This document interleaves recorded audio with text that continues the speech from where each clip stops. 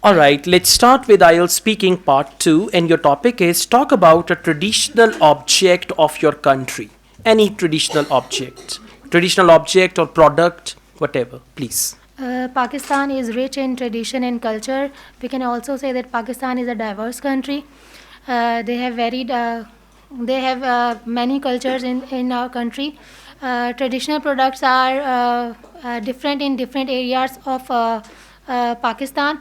Here I would like to talk about the a traditional product of Punjab, which is Punjabi Juti, is a word of Urdu for shoe. It is an upper cases are attached with a sole. They are beaded, threaded, and available in different eye-catching colors. Firstly, I remember the first time I wore on my cousin's wedding. It was 2 years ago, and after that I liked it so much, and I used to wear casually. And uh, they are equally favorite in both genders because they are very easy and comfortable.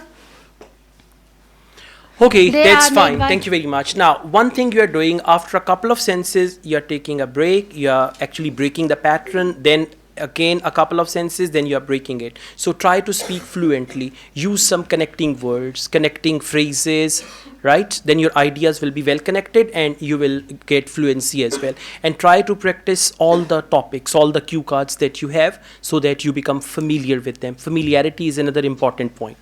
Now, let's go on. Does your country export any traditional objects? Yes, my country exports many traditional objects like football.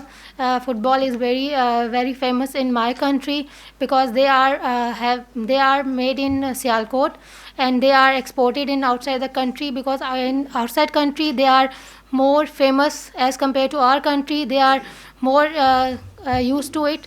That's why we imported the football Import or export? export football products in other countries. Yeah, we export football and sports goods to other Other countries. countries. It's fine. Connectivity of ideas, fluency, familiarity. That's what you got to do, okay?